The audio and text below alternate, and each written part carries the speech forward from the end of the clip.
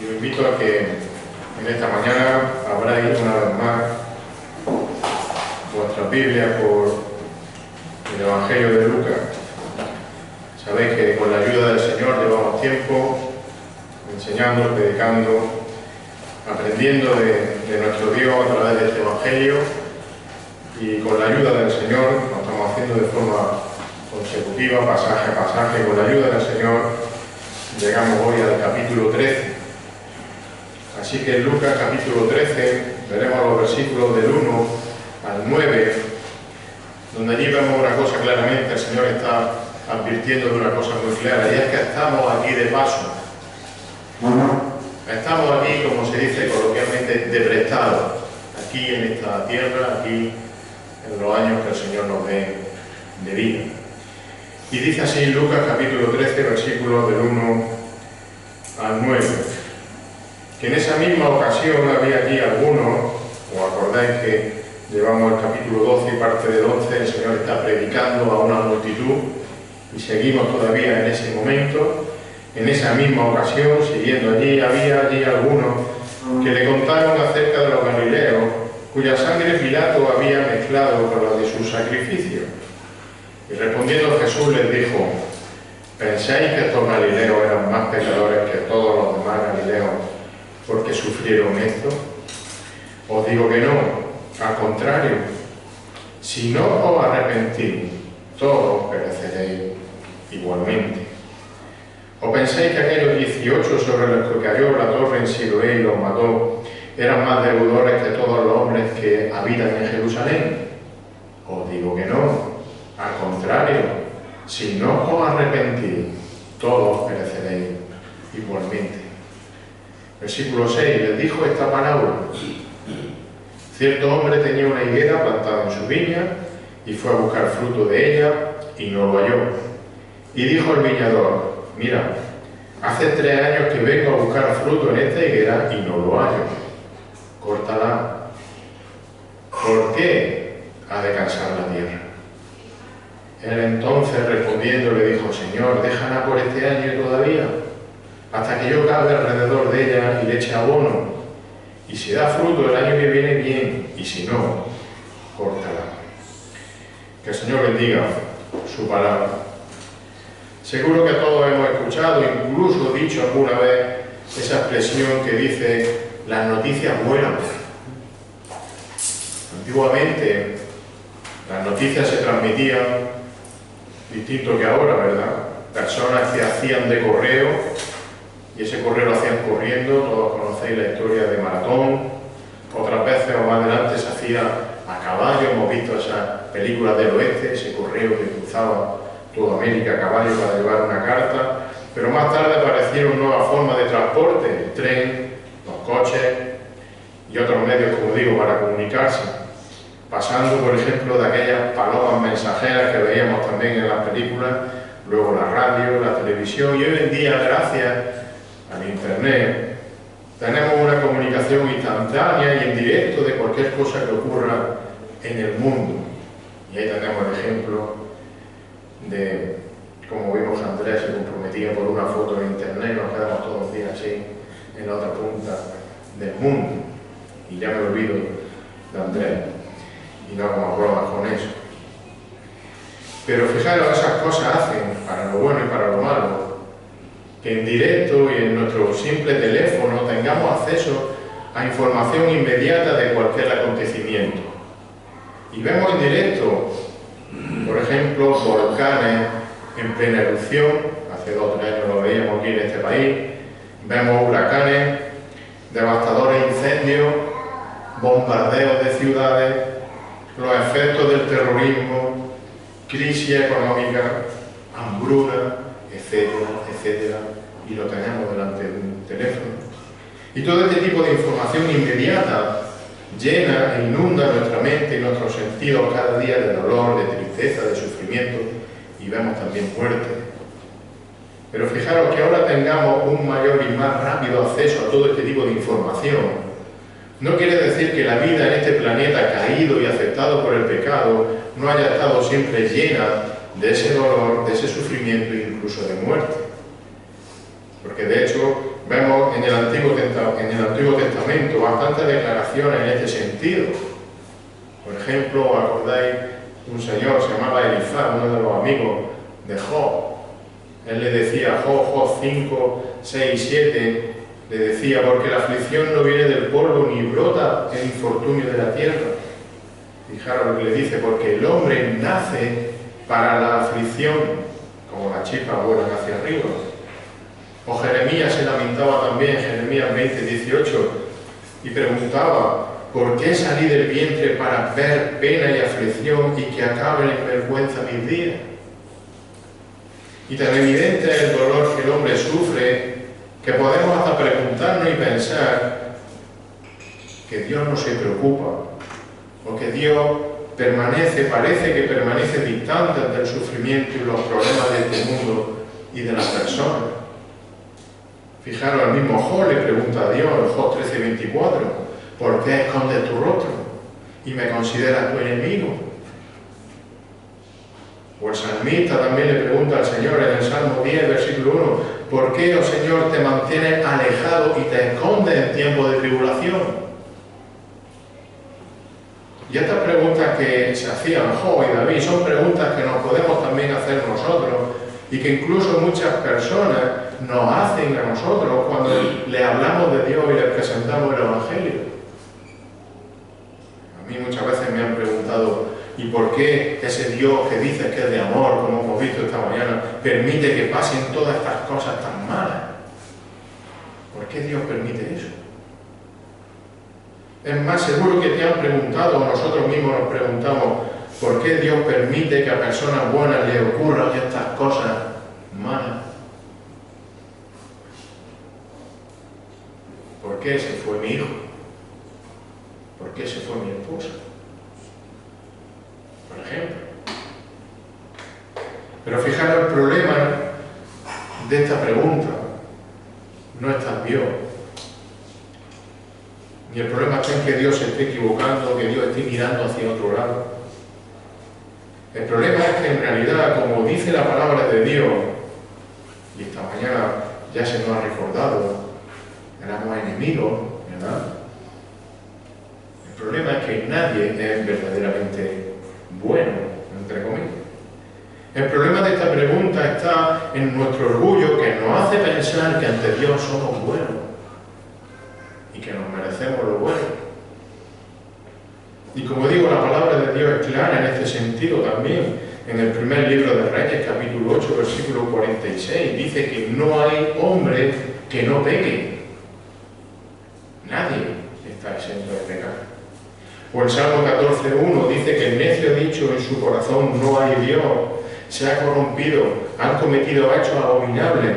Y fijaros, no hay quien haga el bien. Como pregunta también el escritor de Proverbios, en Proverbios 29, ¿quién puede decir, y que levante la mano, el que pueda decir, yo he limpiado mi corazón, limpio estoy de mi pecado? ¿Hay alguien que pueda decir eso? Mirad, esa pregunta la responde el mismo autor en Eclesiastés 7:20. Ciertamente no hay hombre justo en la tierra que haga el bien y que nunca peque. Nadie es bueno. Por tanto, la pregunta no debe ser ¿por qué ocurren cosas malas a personas buenas? Esa no es la pregunta. La pregunta debe de ser ¿por qué ocurren cosas buenas a personas malas, a personas que no lo merecen? Y la respuesta es que Dios sigue mostrando su compasión. Dios sigue mostrando su gracia y su misericordia, incluso hacia pecadores indignos, como éramos todos nosotros enemigos. Entonces, ¿por qué ocurren cosas malas aún a creyentes fieles? Porque ocurren, ¿verdad?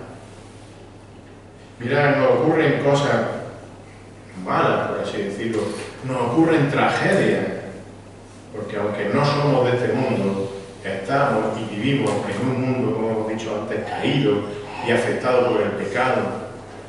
Seguimos aquí. Ahora bien, la diferencia está en que cuando a un verdadero creyente le ocurre una tragedia o pasa por un tiempo de aflicción que todos podemos pasar, esta aflicción, esas tragedias, no son por causa de un juicio o de un castigo de parte de Dios, sino que el dolor y el sufrimiento que Dios permite entre su Hijo, en verdad lo que son, y el jueves se nos explicó de forma magistral, son pruebas.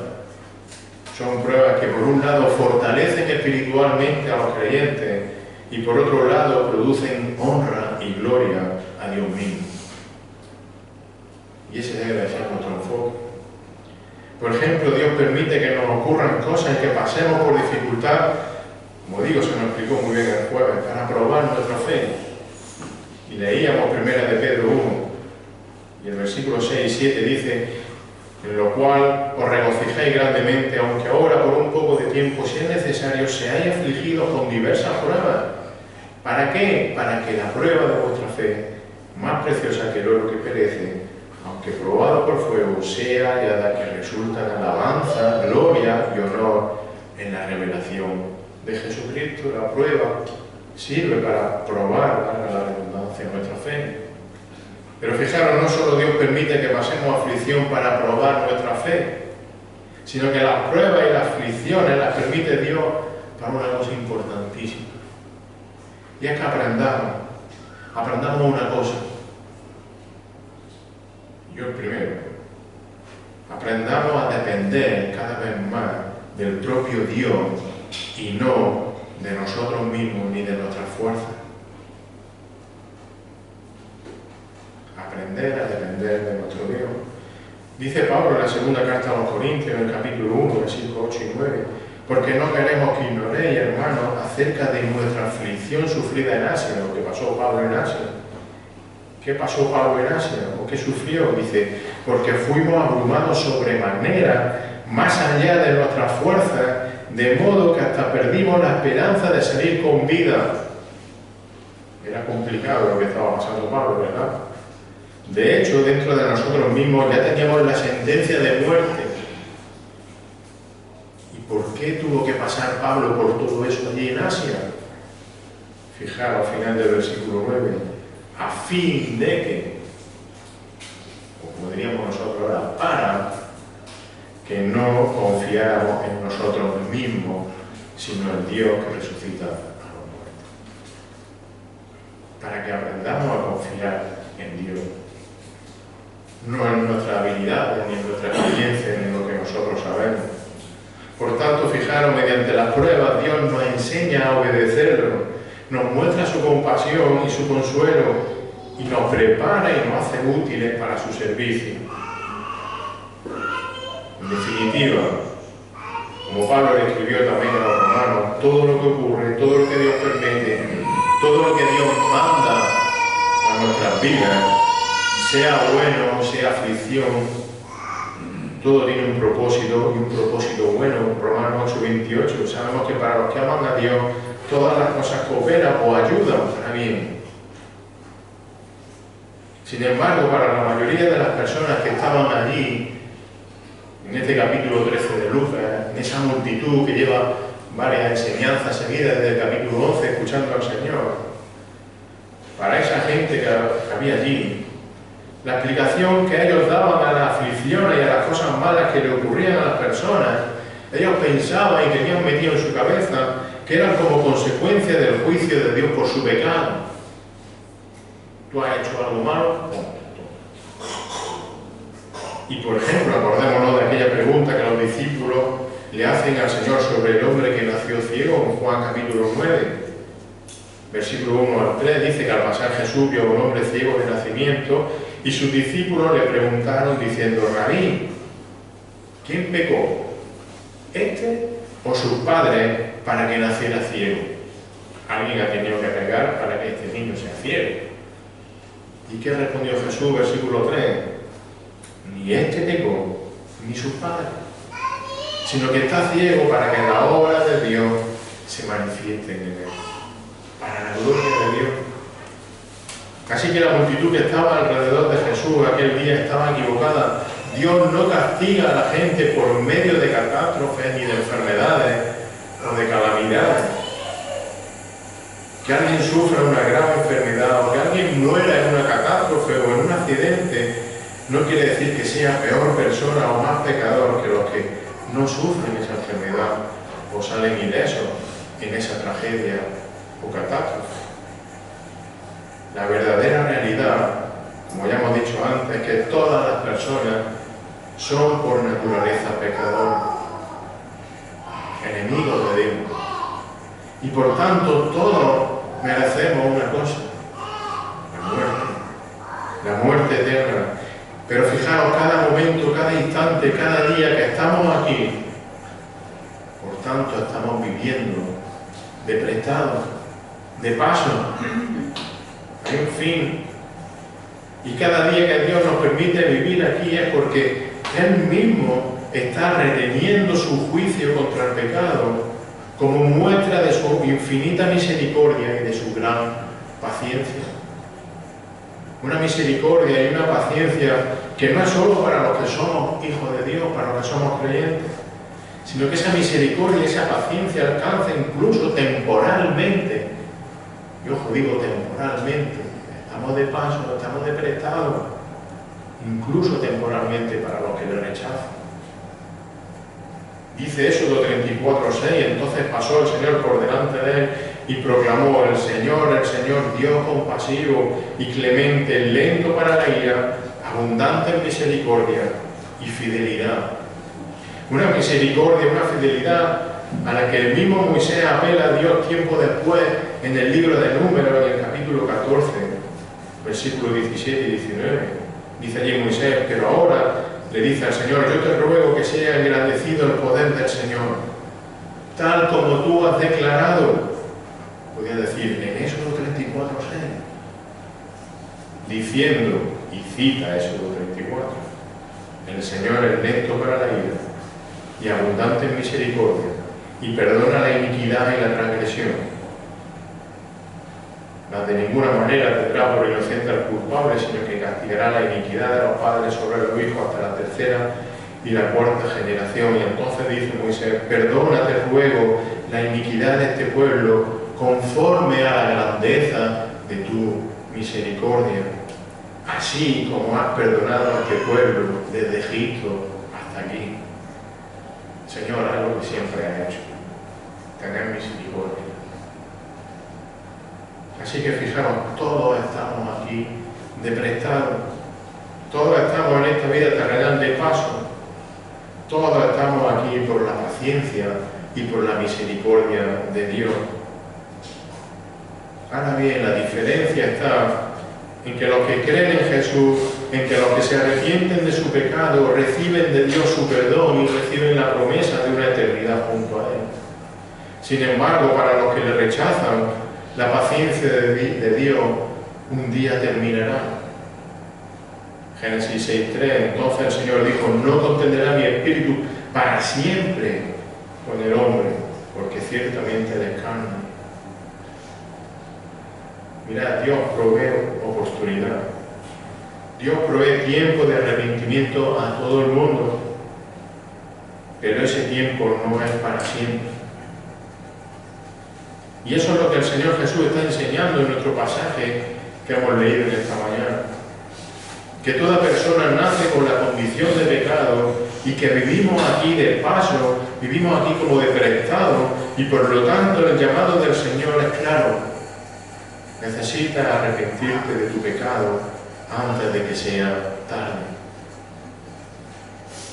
El Señor llama, como digo, en este pasaje al arrepentimiento de pecado, y lo hace, fijaros, recordando a la gente que estaba allí la historia de una tragedia sucedida en Israel, y también lo explica luego con una parábola. Así que el Señor recuerda que estamos aquí de prestado y que si todavía no lo has hecho, necesitas arrepentirte de tu pecado antes de que sea tarde. Antes de que sea tarde. Y utiliza, como digo, primero dos tragedias, una en el templo y otra en una torre, versículo 1 al 5, y luego la parábola de la higuera que no da fruto, versículos 6 al 9. Así que vamos a su versículo 1 al 5, esa tragedia en el templo y en la torre. Dice: en esa misma ocasión, como decía antes, seguía esa multitud allí escuchando al Señor, En esa misma ocasión había allí algunos que le contaron acerca de los galileos cuya sangre Pilato había mezclado con la de sus sacrificios.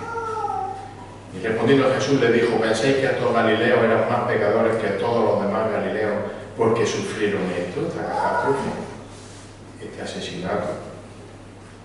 Os digo que no, al contrario, si no os arrepentís, todos pereceréis igualmente.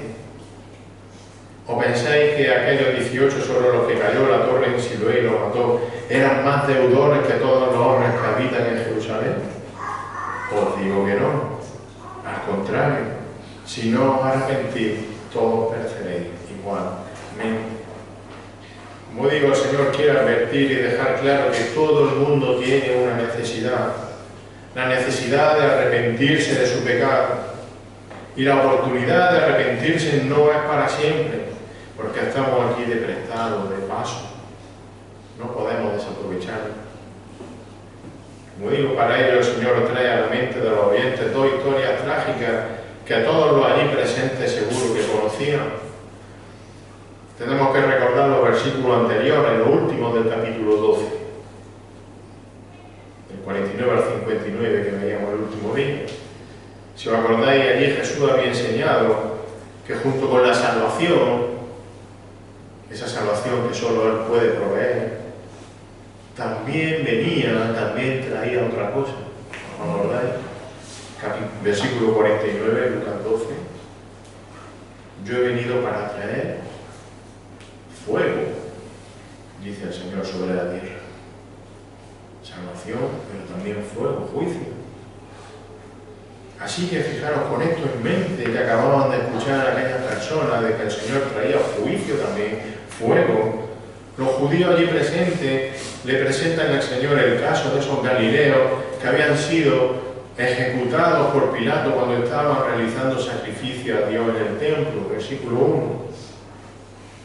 En esa misma ocasión había algunos que le contaron acerca de los galileos cuya sangre Pilato había mezclado con la de sus sacrificios. Estaban haciendo sacrificio en el templo y los soldados romanos, por orden de Pilato, los sacrificaron. Fue como un atentado terrorista, podríamos decir.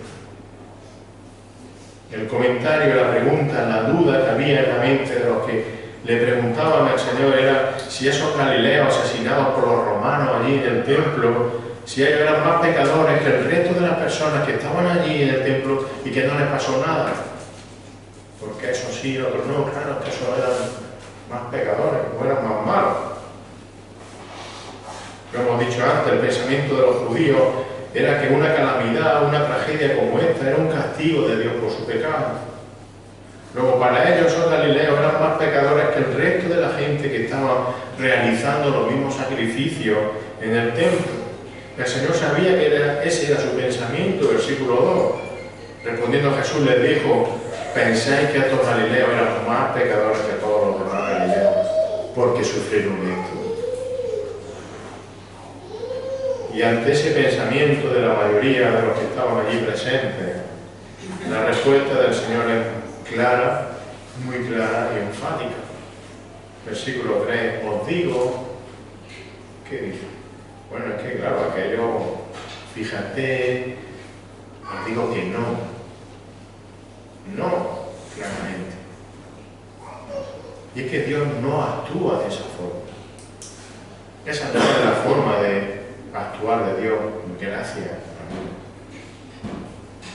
Porque sí es cierto que en ocasiones específicas Dios ha castigado a personas por su pecado, y lo vemos en sus palabras. Situaciones específicas, incluso se nos vienen a la cabeza ciudades enteras que fueron arrasadas por su pecado de forma contundente. Pero esa no es la forma habitual de actuar de Dios. Porque si Dios actuase así siempre, seguro que estaríamos todos muertos hace tiempo, yo el primero. Y seguro que no quedaría una ciudad en este mundo que no hubiese sido arrasada ya por Dios por su pecado. Así que la enseñanza del Señor ese día es que los que perecen y mueren en este tipo de tragedias u otras no son peores o más pecadores que los que sobreviven, para que nos sea fácil de recordar.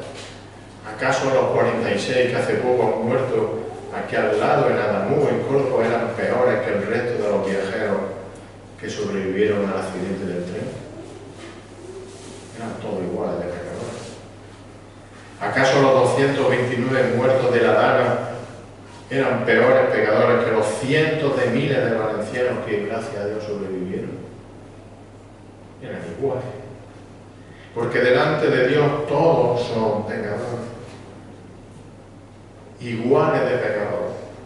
Todos merecemos la muerte por nuestro pecado.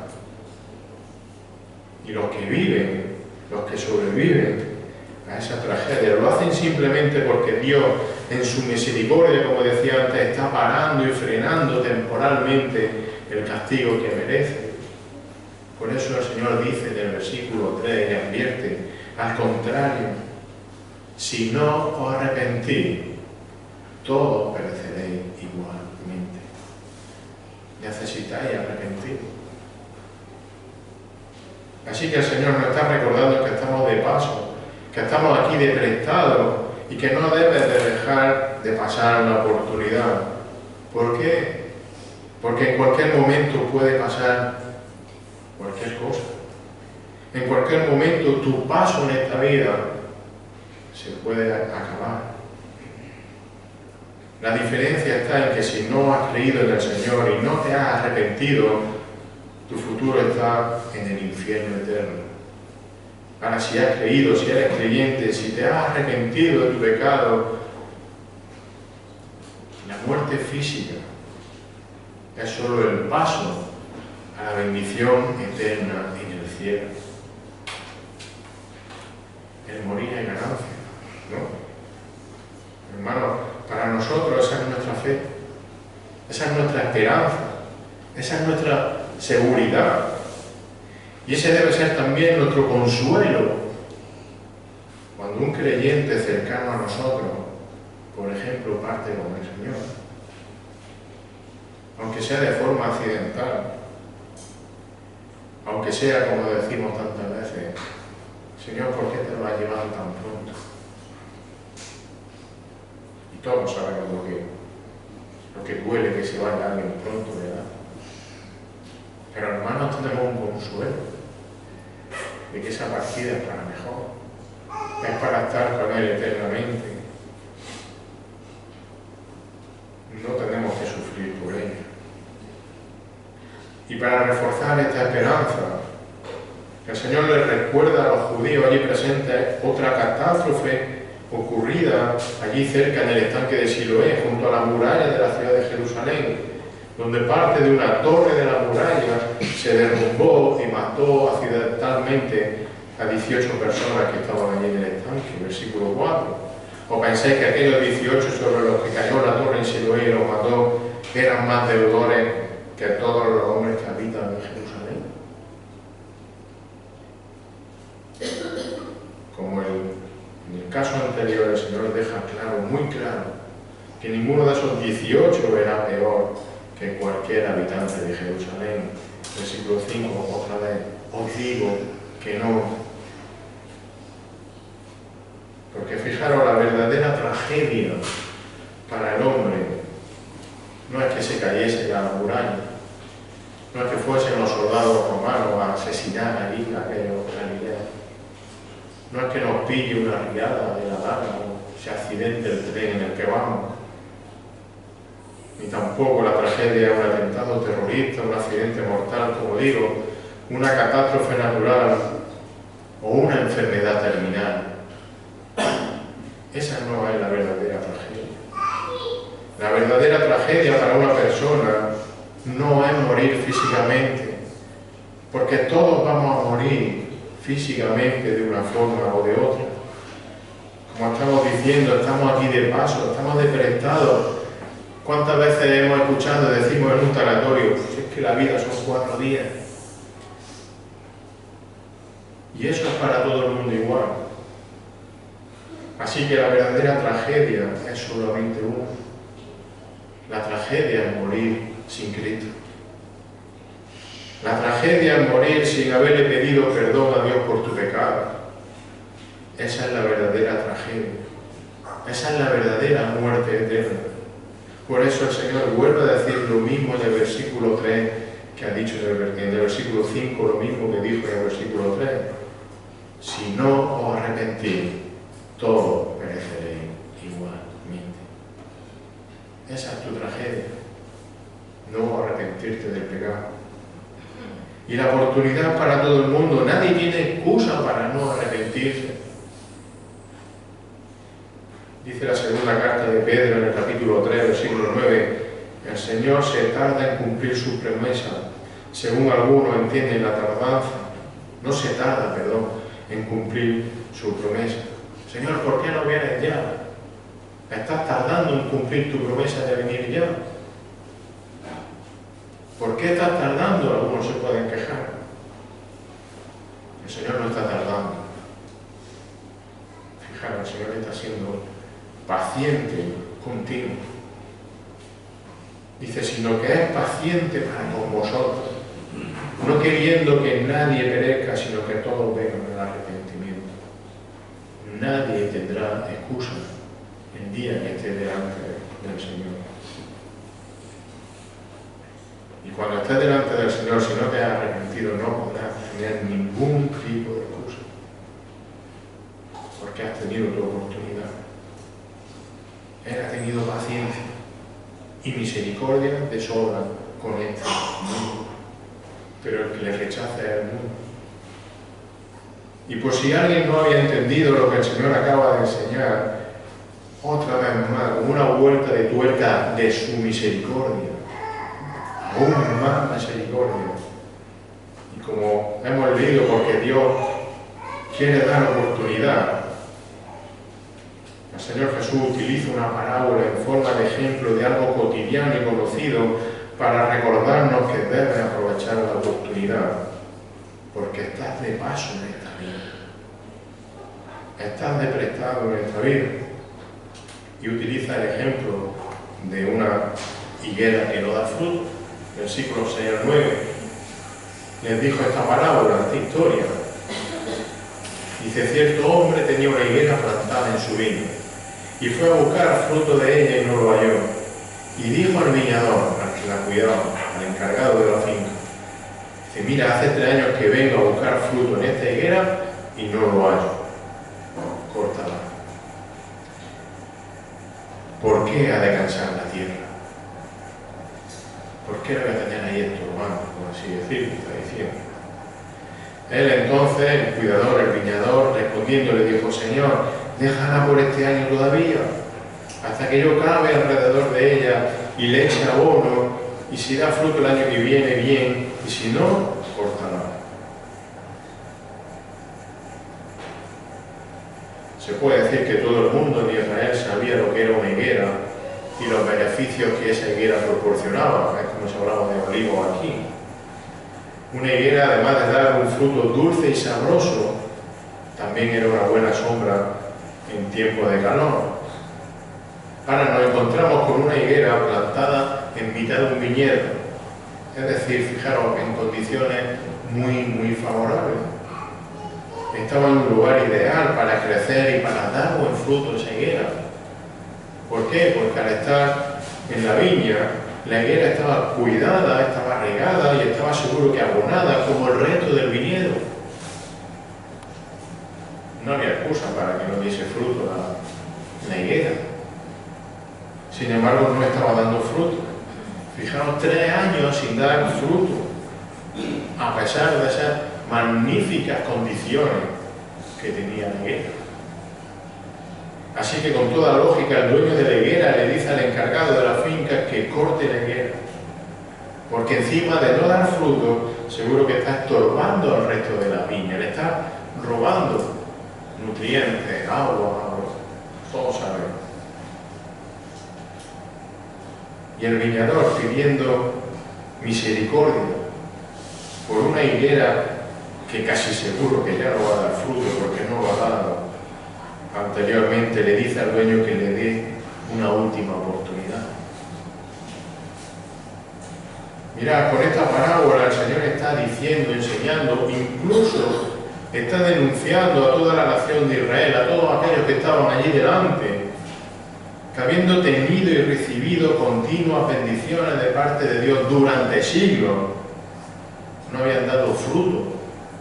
E incluso, además de no dar fruto, estando el mismo Hijo de Dios delante de ellos, no eran capaces de reconocerlo.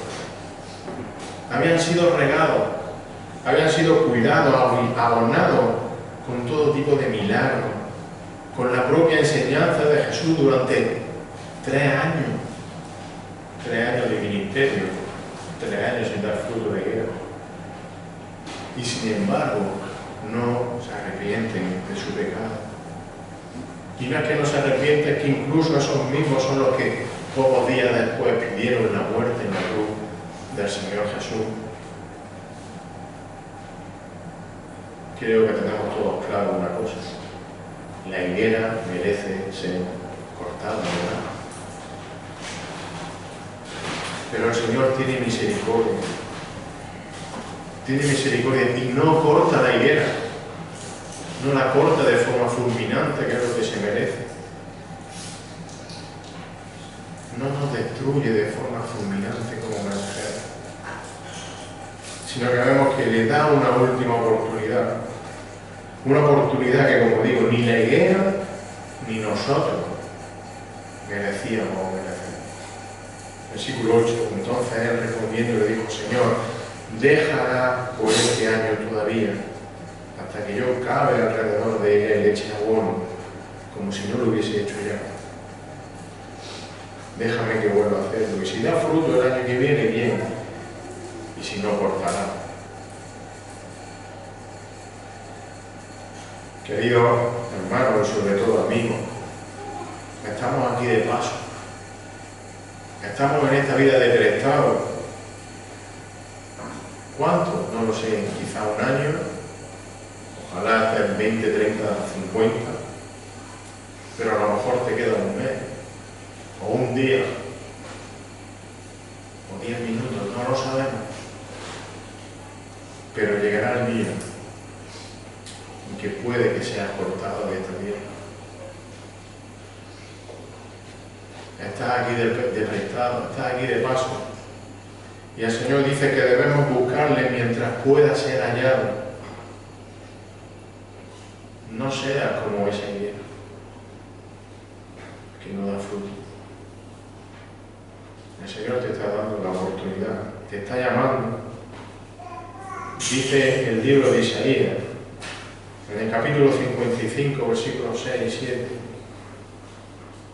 Y con esto terminamos. Buscad al Señor mientras pueda ser hallado. Mientras pueda ser hallado. Porque llegará un día en que no pueda ser hallado. Llamadle en tanto que está cerca. Y él vino a decir: el reino de Dios se ha acercado. Buscad al Señor mientras pueda ser hallado. Llamadle en tanto que está cerca. Abandone el impío su pecado y el hombre inicuo sus pensamientos.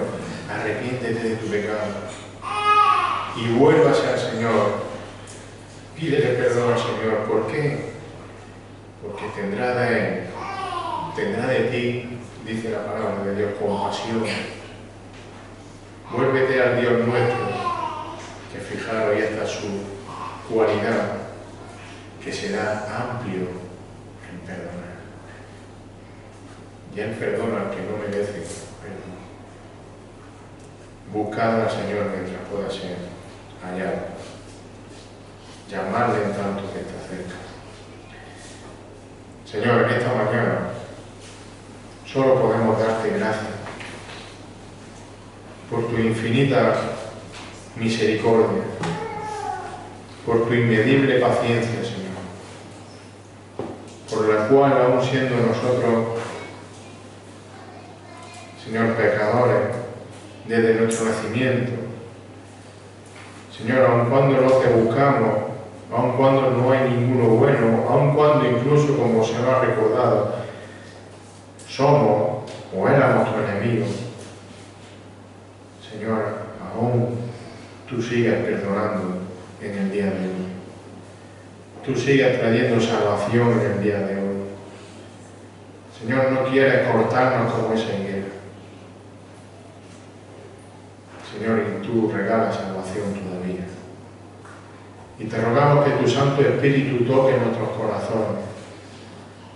Señor, para que seamos cambiados desde dentro, para que pasemos de muerte a vida y podamos venir ante ti, Señor, con esa fe que solo tú puedes darnos, y que podamos venir a ti con arrepentimiento.